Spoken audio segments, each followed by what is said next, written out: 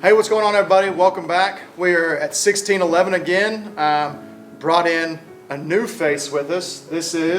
I'm Kyle Butler with Trackman. Been with the company for 7 years now. Also a PGA member, and here from Fort Worth as well. So what we got going today is we're going to kind of debunk some of the rumors about Trackman, show some comparisons about it, and just kind of help y'all understand how the technology works with it. And then, since we have Kyle with us from Trackman, he's going to make sure all of our information we're saying is correct. So, Kyle, if you don't mind, obviously a lot of people know what this is, but I don't think they actually know what this is, if that makes any sense. They just see it sitting an orange box that sits behind Tour Pros. Yep, exactly, on the range, and they know it's really expensive. No, that's exactly right. But a little bit of just company history that we always like to talk about. Trackman is actually a Danish-based company based just outside Copenhagen in Denmark there. And the vision started over 15 years ago with our current CEO and co-founder and our current Chief Technology Officer, Frederick, to be able to provide data to every single player on a driving range. And we have another product, Trackman Range, that is that story. But we took a fork in the road about 15 years ago, and we started at the top with the PGA Tour. The PGA Tour players, the top coaches, the university, and now we're trickling down to facilities like 1611 here, and for the everyday Saturday golfers that may not have access to this $19,000 or $25,000 piece of technology. But what's built inside there? Trackman 4 is a dual radar system, meaning that there's two radar systems built inside of it, shooting out from the front of it. But there's also a camera on the front of the unit. The main purpose of that camera is actually really important, to calibrate to a target line, whether it be indoors here or out on the target range. Why? Because every little degree in golf matters significantly. Sure. We also use that camera for tracking. We call that optically enhanced radar tracking. So not only is it just a radar system, it is also a camera-based system as well. You're jumping best of both worlds with radar and camera things running. Absolutely, and that was really a focus for the indoor market. Radar outside, we track the golf ball all the way to the ground. And with the camera, it helps with some of the measurements here. We only have maybe 10 or 12 feet of ball flight. Yeah. All right, Kyle, so we know tour players use this. This is big time for them. What, all the data that Trackman tracks, you can get, I always tell people, you can go as deep into this as one, or you can stay kind of very skim the surface. Right. What are some some of the main numbers, uses possibly that tour players are looking at when they get into Trackman, when they're doing that? Yeah, so you're absolutely right in the fact that right now over 90 of the top 100 best in the world official golf world ranking are all Trackman owners. We don't sponsor anybody. There's no Trackman hats or bags or caddy towels, whatever it may be. And we're very fortunate from a rep standpoint to be able to go to Colonial, go to the Byron Nelson, or just like this week at Harding Park for the PGA Championship, and work with these best players and coaches. So what are they doing out there? What are they looking at, right? And it really does depend. If they're looking at driver testing and maybe a different shaft or a different head, there's some key numbers that they're certainly looking at. One, ball speed. They're not really too concerned about club head speed, right? Mm-hmm. It's really, are they increasing their ball speed? Another number they're looking at, making sure that their launch is still in that appropriate window. Of course, spin rate. Anytime that you're adding loft or doing different shafts and trying out different things, making sure their spins stay in the proper range. And of course, apex, which is the total height of the shot, landing angle, and then of course, carry and distance. Now, let's say that Justin Thomas, world #1 players out there with his dad, who's his coach, and they're looking at shot shape, and they wanted to try this, slight little draw. Maybe then they're looking at club path, right, and face angle.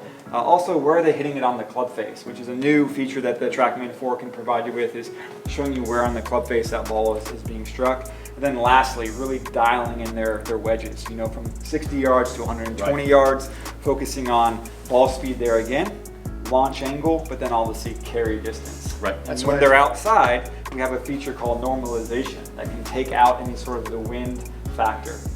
So at Colonial, the wind's always blowing off the left, and they might see these little fades. We can actually take out the wind to show that those balls are actually flying relatively straight. Just as like a double check almost. Exactly. Yeah, exactly. I know we were talking about wedge distances and that stuff. Who was it, DJ or whatever, a couple of years ago? I know he put a video out, or y'all put a video out with him that he was talking about that. It was like 100%. Dialing my wedges, I know exactly how far a ball is going with all my different swings, different yardages, different lofts, different everything. He just knows he's got it dialed in to within a yard of where it's going. No doubt, and DJ is one of those guys that doesn't get too overwhelmed, too analytical with the 30+ numbers that Trackman's providing. He literally has 2 numbers pulled up on his big iPad screen: spin rate and then carry. He knows what those means. He may not know what attack angle means in club path and face angle, but he knows what his spin rate is, and it should be consistent. He knows what his carry should be. And arguably, when he bought Trackman 4 or 5 years ago, he really dialed in and honed in on his wedge game. And where did it take him? It took him to #1 in the world, right? And he'll testament to that for sure. There's videos out there that say, you know, I didn't get to where I am without this little orange box. Awesome. Well, cool. So we got those numbers pulled up right there, and then we'll have this stuff on the screen too as you're looking at it. But so then, now clearly, not every single person that walks in here or uses Trackman is a tour player. Right. So for the average golfer, I know, for example, I've seen in here, I'll come in and somebody will walk into a bay and they'll pull it up, and next thing you know, there's 25 numbers down there. They got spin axis and curvature and face to path, and they got all these things going on, and I'm like, why are you looking at all that? And they're like, well, I mean, I just want to see all the numbers, even though they don't know what 95% of those mean. So if there's, call it, I don't know, outside of distance, outside of carry and total distance, what would you say maybe 4 numbers or 3 numbers that somebody should look at, or data parameters that they should be kind of checking as an average golfer, amateur golfer? And you said outside of carry and total, but honestly, like if you were a 10 to 25 handicap and you do not know how far you hit your golf ball, come into 1611 and have only 1 number pulled up on the screen, carry. There's a really cool story about a guy in Houston who bought a golf simulator for his home. And he said, Kyle, how can I use this $50,000 tool to be able to at least allow me to play better golf? And he was about a mid-90s to 100 golfer. And he said, and I said, you know, John, I want you to be able to hit every single club in your bag, write down the average, and then go play golf to that number. And take out any of the outliers. So if you hit 5 shots and you hit 1 a little bit off the toe and it goes 10 yards less, you know, erase that 1 or delete it from the equation. And he went out and he called me when he was on hole 13, and he was 2 over par, but he just blew out his back. He actually finished the round. He shot 79, a career high or low for him. And he is a testament just because he knew how far he hit his golf ball. Right. So everyone has this misconception of that they hit their 7-iron 165 or 155. Yes. But I bet it doesn't actually end in a 0 or a 5. It could be 148. It could be 152. Right.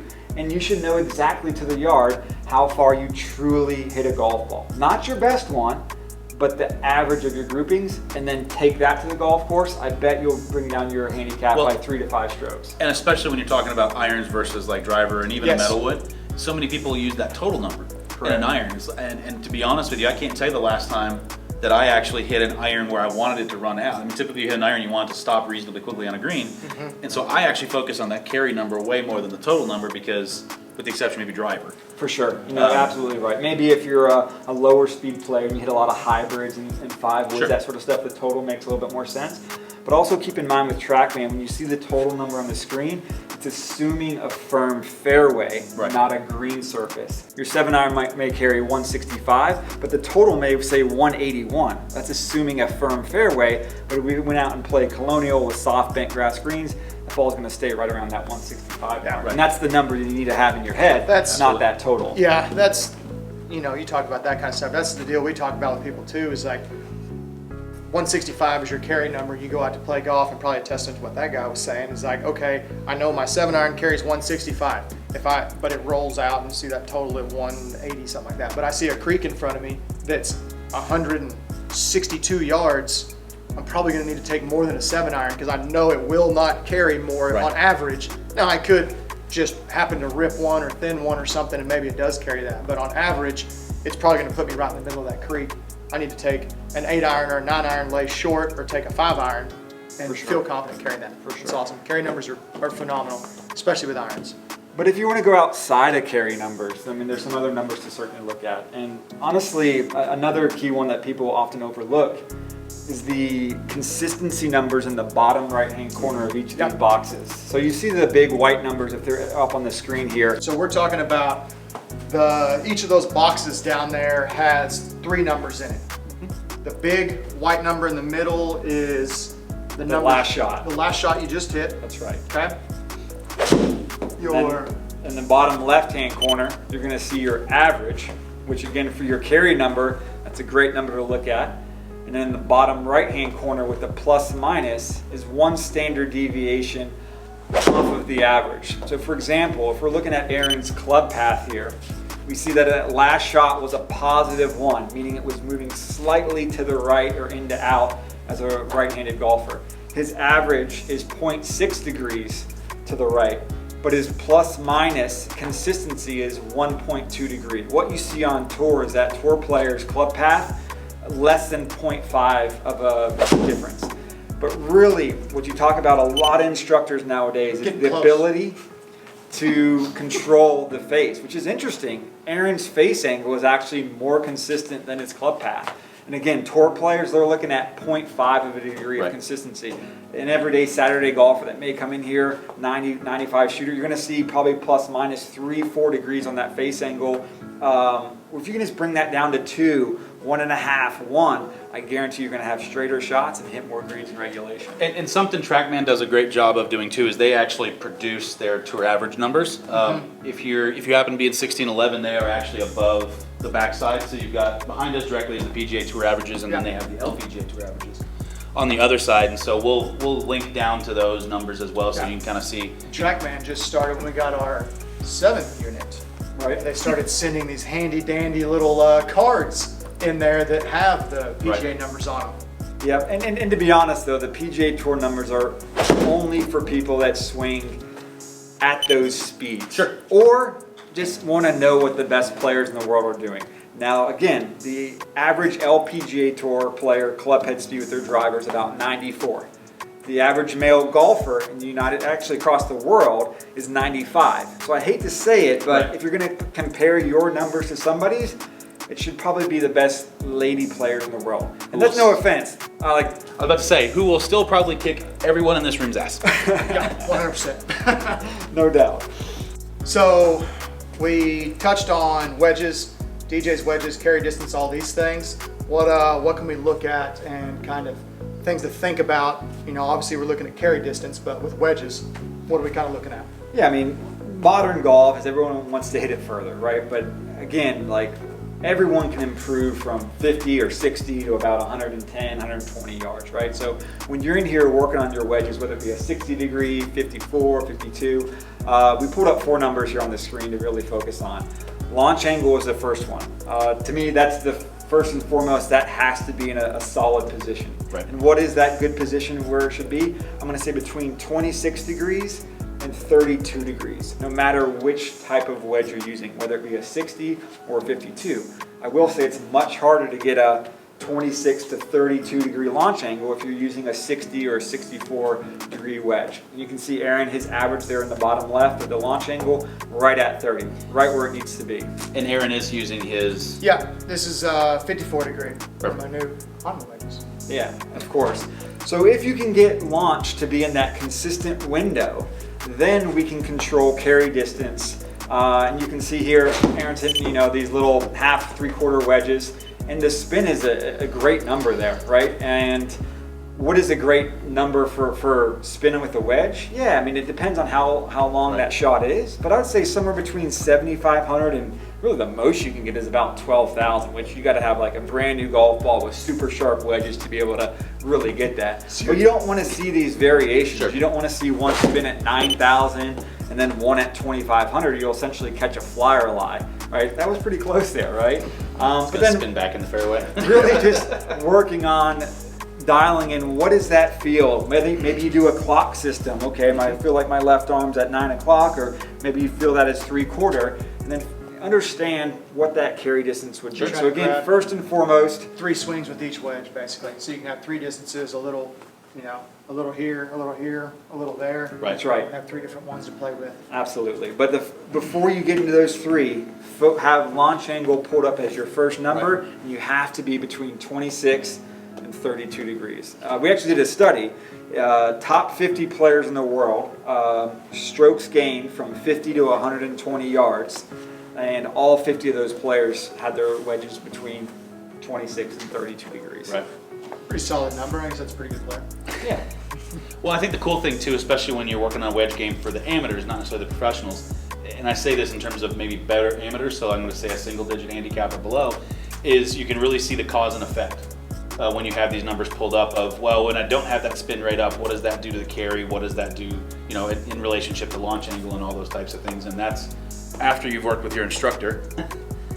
You can kind of start to dial in, so those better players looking to take it to the next level. This is primarily, there's a reason why they're called the scoring clubs, you know, and to kind of play with those launch angles, you know, because some guys might get a little more steep and talking about angle of attack when you start entering some of that into the equation as well. Absolutely, and you know, one thing about that whole launch angle thing as well for players here in Texas is that it's not going to affect, the wind isn't going to affect it as much. Right. And just for fun here, Aaron, maybe grab your 60 degree if you have one, or if you have a 62, 64. Close enough.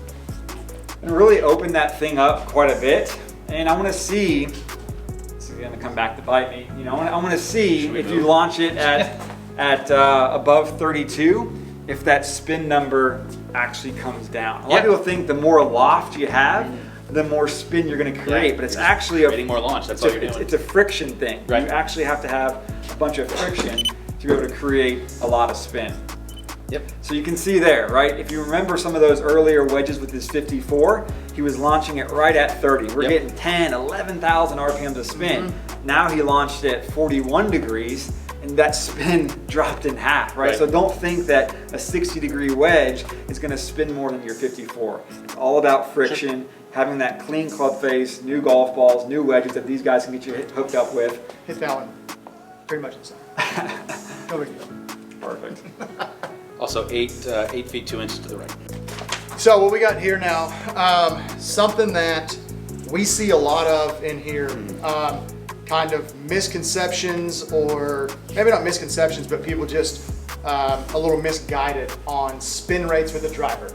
This is our common golfer that comes in quite a bit, is they get slapped in the face with a number that is not what they see on TV, and then they instantly say, I hit it further than that when I go outside, this is incorrect, and shoot. Yeah, of course. So of course we all watch the Golf Channel, we read Golf Magazine, Golf Digest, and you read these just mass-produced publications about what is a good spin rate, and honestly the answer really depends, you know.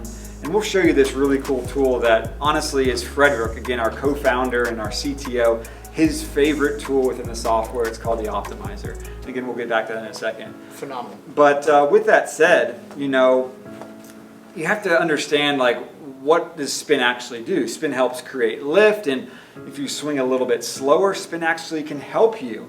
And if you're maybe a higher swing, higher speed player that launches it already high, that's when we're maybe looking into that 2,000, 1,800 RPM range. You know, you watch the World Long Drive Contest, Kyle Berkshire swinging 150 miles an hour with his driver. Like, yeah, he's trying to hit it 400 yards. Of course he's trying to get the spin at 1,800, but like nobody that comes in here is swinging 150, maybe outside the Dobbin brothers, right? Yeah. And that's where they need to live. But it's not all about that maximizing the distance. Spin actually can help keep the ball in the fairway as well, right? So what is good for Aaron versus what is good for myself, which is what is good for you, Right. You know, it really does depend. So when you're in 1611 and using this tool and the Trackman and the assistance from the professionals here, pull up the Optimizer, hit, I don't know, 3 to 5 really good driver shots and understand how this tool works. So what it's saying is it's based on Aaron's club head speed and his attack angle. So you can see here on this last shot, he had 114.7 club head speed with a slightly positive attack angle. So based on that, we'll look at the right-hand side on that chart. He could carry his driver just under 300 at 299. He was really close to that. He was at 297, right? So he's pretty maxed out. I've got the ability, is what he's saying. That's right. You can get to 300, and that's a whole nother topic of discussion is what does it take to get a 300-yard carry? 2 more distance. protein shakes in the morning. That's right. Come on, Bryson. So he's right where he needs to be with his carry. And then on the total, you can see that last shot went 315. He could roll out a little bit further, get all the way up to 326. So he's losing about 10 or 11 yards there. So what's the issue here? You can see his ball speed is a little bit down. Maybe it wasn't the correct or a solid strike. Maybe a little bit high on the face, a little bit low on the face. But if you look at his launch angle, it's slightly above his range where it needs to be. Ideally, he's living somewhere between 8.5 and 10.5.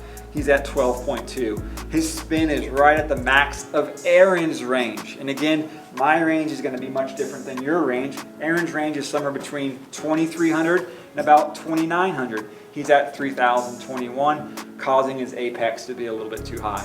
So what I would say is, how can we bring our launch down a little bit? How can we bring our spin down rate just a little bit to get inside that blue range? And that's how we're gonna be able to get to 326 yards total. So again, what is the best spin for you? You have a great tool when you're in here. Hit a couple drivers, use the optimizer, and it really does depend on your club head speed and your attack angle. Yeah, that's, I mean, I know you see it too with guys you work with, girls you work with, juniors you work with, whatever.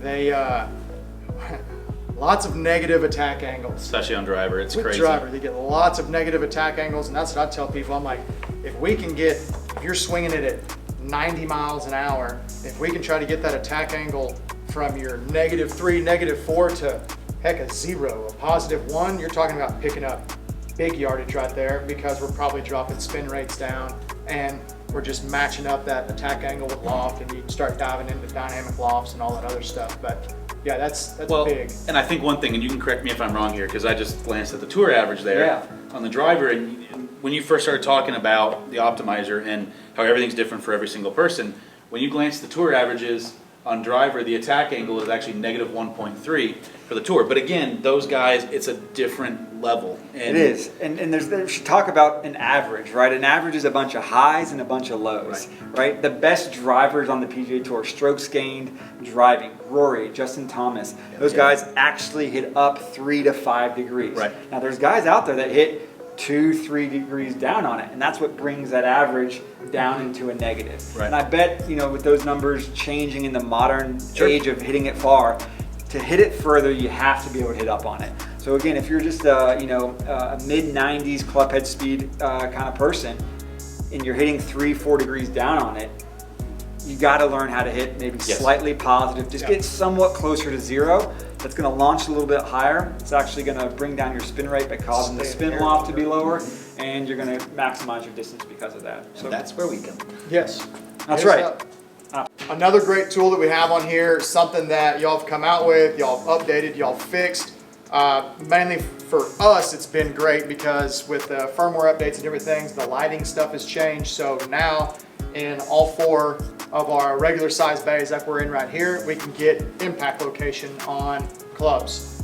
How in the world does that orange box get a picture of the front of this golf club? You have to hold it like Yeah, this. I think you hit it like this at it. Yeah, of course. It's a great question, right? And you talk about, oh, Trackman is radar only, and that's where, like, remember we talked about at the beginning, we're not just a radar company, we're a vision company. So if you could determine where on the club face the ball is being struck, where's the best place for you to look or see? I would say actually where the screen is, looking back at the club face. But it's impossible to put any piece of technology there because it'll be destroyed in just a couple of shots. So where's the second best place to look? I'd say directly behind. So we use the camera and we slow it down with a lot of frames per second. We can actually see the toe of the club. We can see the hosel of the club. And what our software actually does is draws a circle of where the golf ball is at address. And you have this outline of a circle, and it doesn't move, fortunately for us. Yep. And then the club, and we can see the toe and the heel and the top line enters that, circle. And then we put, the impact location based on that. So it's a combination of both camera technology, and that's where we need the lights, because if it was completely dark in here, not only would the Trackman camera not see, but we couldn't see. But then we also use the radar technology to help with that as well. And the reason why, or how I explain that, is that if there was a squirrel on the backside of a tree, us as human beings would not be able to see that squirrel. We can't see through that tree. But the way radar works, it actually wraps around the tree, that we can tell that there's an object sitting behind that. So we can tell that there's an object sitting behind that club face, even though the radar can't see it, but certainly the Yeah. vision can see it. He said squirrel, and I got real nervous Yeah. for going to an ADD joke. Squirrel. So I'm like, We got I'm paying attention. I'm sorry. We got squirrels in here. No doubt. That's awesome, man. That was It's really cool. whatever it was, a couple years ago at the PGA show. We came down and we sat down with y'all and your who's y'all's radar? Frederick. Frederick, yeah. And he started going into radar maps and all this stuff. Completely cross-eyed. I think I started drooling at one point. Like no clue what he was saying for a solid like 15 minutes. I like orange. It's pretty. Yeah, I was like, Definitely the smartest guy in the building for sure. Trackman's great. You know, but impact location is one of those, you know, that is very important to become a better golfer, right? You have to hit it in a nice, consistent, you know. So the orange that we see here on the screen there is your last shot, but you can actually click the grouping of shots as well. I like and that. get a little bit Yeah. of a heat map, so you know. can get a, So we can see Aaron, like what's Aaron's a going on little there? bit off the toe, right? Little toey. Maybe, I don't know, this is where the instructors come into play. Are you standing too far, too close? Are your hands moving in a different direction? Maybe your lie angles aren't correct. But again, that's where these experts come into play to help you out with that type of heat map. Another thing that we see is we're talking about course conditions. So we've got courses from all around the world, all different elevations, all different temperatures, different types of grass, all these kinds of things.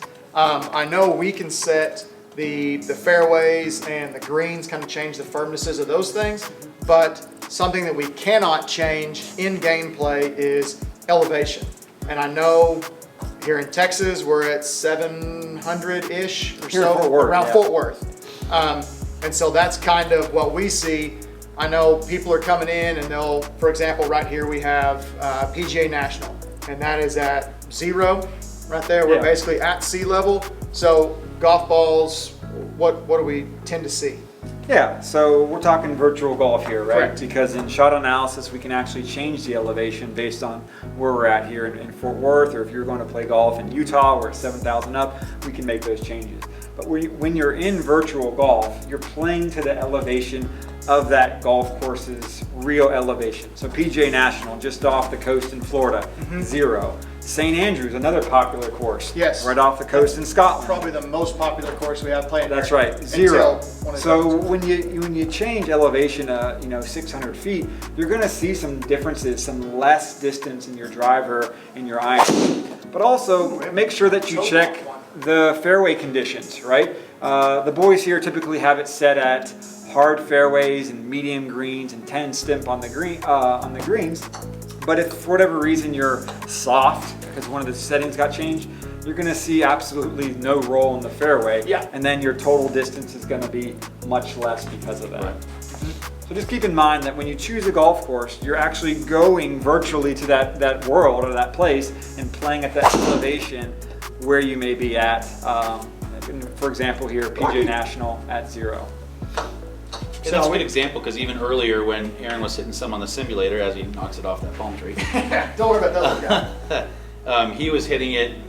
What was it? Just total yardage was just a little over 300. Yeah, like 309, 303. And that those kind of that last one stuff. I was was just shy of right there we go. Yeah. 290. So that's realistically that's the elevation Yeah, about change. 15 yards difference. Right. And then we can jump real quick and see a course that has crazy elevation, and we will fast forward through this as it loads. We've got this one set up, same fairway conditions, but now I'm not even going to try to pronounce it, but it's in Japan, and we are at elevation of Just under 2,000 feet, and certainly a golf course that's maybe hard to find here in Dallas-Fort Worth with that many trees. But yeah, we'll should see more distance because we're at 2,000 feet up. oh my gosh. There we go. So, but even on the carry, I mean, It it's carried what my total distance was. right. So you carried it just over 307 or 293. Sorry. Yeah, so right here we got carry of 293 where my total was 290 at 0 elevation. Right. And then that one ran out a little bit.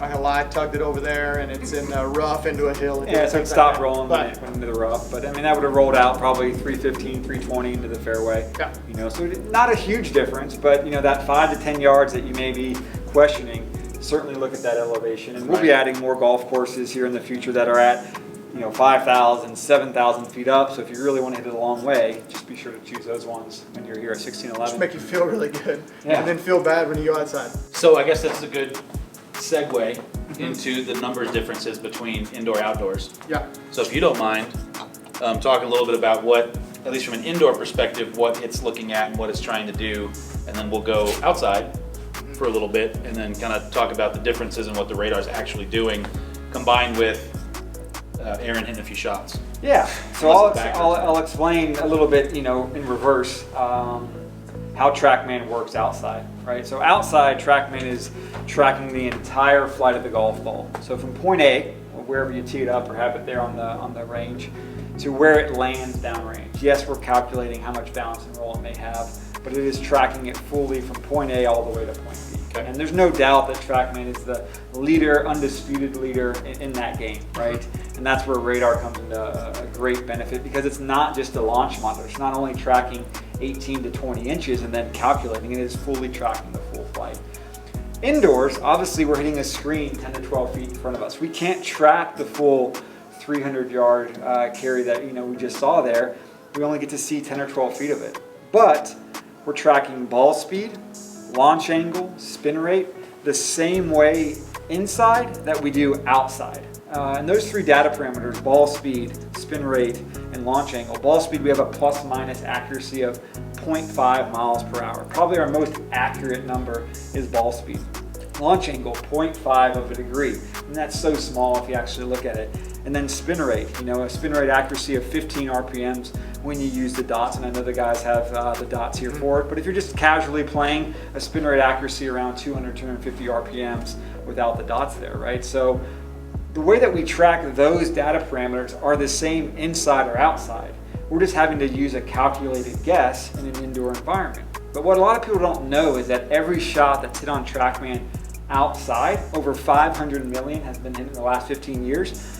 We use that ball flight model from real life and use that to provide or build our indoor proprietary ball flight model. So real ball flight outside is what allows us to build an indoor ball flight model that is accurate. So again, we use ball speed, launch angle, spin rate to be able to plug that into a formula, and that's what you see here in an indoor environment. That's pretty cool, because that just shows that you're constantly developing how everything's not just changing. the golf, because you come in and you play golf courses, and obviously you want to see the big golf courses, you want to see more golf courses, because like Aaron, for instance, you've played probably most of these by now. And so I know that obviously there's always development of new golf courses, but to hear that there's actually development into the algorithms that figures out that projected flight constantly as more balls are hit outside is really cool. And that's just a little bit more about the company and who we are. I mean, we have over 250 radar and software engineers sitting back home in Denmark that are constantly making our product better. I mean, there is zero complacency. I mean, we're always thinking about innovation, what's next for Trackman, and having this high-level thought leadership, because we want our product to continue to get better. Sure. And that's why there's software and firmware updates. And we get it. Tracking a golf ball within supreme accuracy indoors is not an easy thing, but it does take precision on those initial ball flight parameters to be able to provide us with accurate information. Yeah, I mean, I'll give that to y'all's company just as a whole, that any issue we've ever had, stuff like that, y'all are always trying to stay one step ahead of it, or even if it's something that it's in like a beta development or something that we find, y'all jump on it extremely quick and work hard to fix it. I know y'all have got two different teams. You've got like a virtual golf team, you've got a TPS team, and they just solely work on those parts that they do their stuff too, and that's what's really fun about working for this company. It's like every day something new is coming up, and we're constantly changing things and innovating. And we could certainly just sit back and say, oh look, we're the best. We got thousands and hundreds of thousands of customers across the globe. But honestly, that pursuit of perfection, or that pursuit of allowing customers like 1611 or even your customers to get better at the game, that's what we're doing. That's what's important to us. It's awesome. Well, let's take it outside and see some stuff too. Because we Absolutely. can Let's do it. go indoors and outdoors. Absolutely. Awesome. Okay. All right, so as you can see, we've moved outside.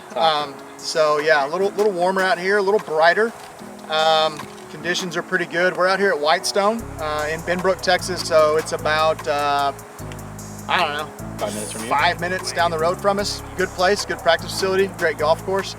So we're gonna do a little comparison to show everybody kind of the numbers, the way things compare. People may think that in to out, we may see something different. I've done this before, so I know it's extremely close and almost exact. So what we're gonna do comparing wise, we're gonna hit 5 wedges, 5 7-irons, 5 drivers, and then we'll do the same thing inside, same golf ball. And by we mean Aaron. Yeah.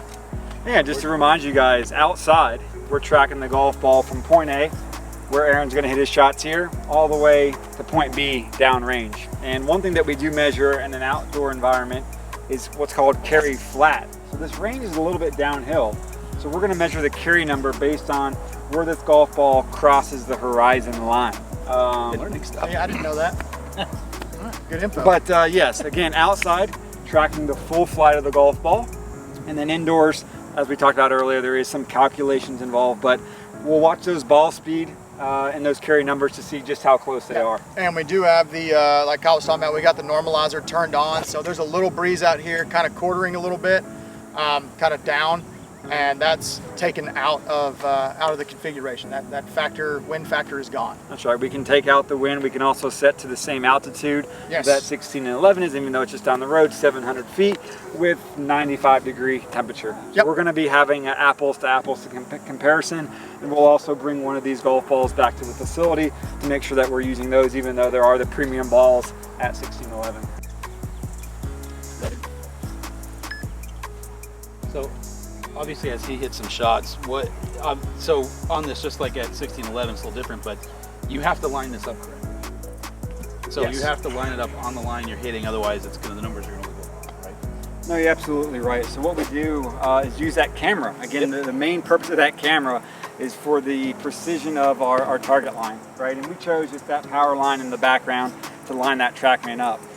If we didn't have that alignment, imagine if we were 2 yards off. Well, 2 yards off at 150 yards is about 4.5 yards right or left of the target line. Right. So if we can't tell where the Trackman is, or tell the Trackman where we're aiming, then all the data that we're getting is relatively pointless. Right. Sounds good. That's a good one. So one thing that is different about inside versus outside, I mean, is the fact that when we're inside, we don't have, Bermuda grass or zoysia grass to hit off of, right? And what will you notice differently? Well, the big thing is that you actually notice differences in a little bit of the spin rate. Not so much with like the 7-iron and the driver, obviously, but with the wedges. Sure. When you're hitting down on it, creating a divot like you saw Aaron, it's reducing the friction. And a lot of his spin rates that we may have seen there were much less than what we may see indoors with the premium golf ball because of the loss of friction. Sure. So that's reality of what's happening.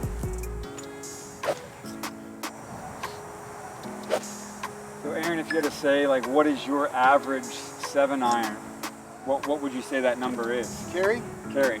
On a brand new set of clubs? Yeah. I'm gonna call it somewhere around 82, 182, Okay. something like that. Only 30 yards. Just kidding. Loud. 05 spin. Same exact spin you were seeing. What is that, 4,000? That was a little. Yeah, I was gonna jump on that one a little bit. That was a little toey. I was off the toe. Yeah. I was still 3,900. Bring that Maverick over here. Let's see what we can do with that.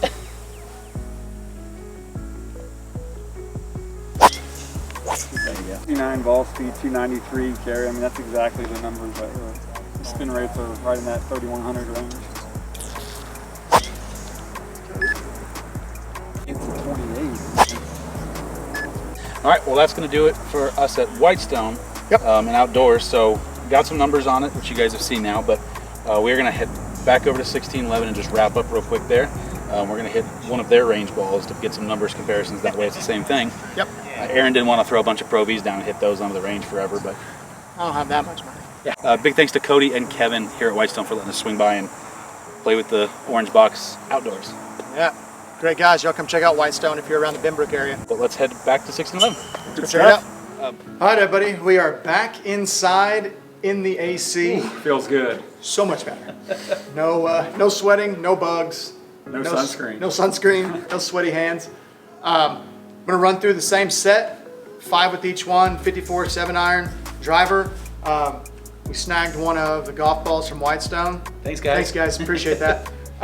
So it'll be straight apples to apples comparison.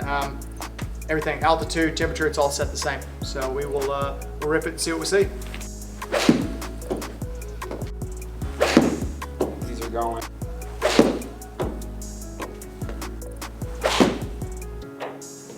Ball speed average out there was 86.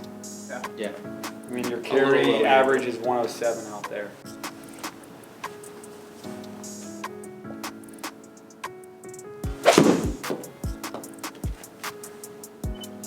Get that one's 127 versus an average of 125. That was more like your speed out there.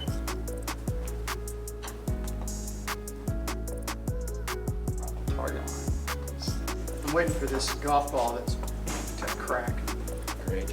Ball speed average 170 outside. Boom! High toe. Swivel.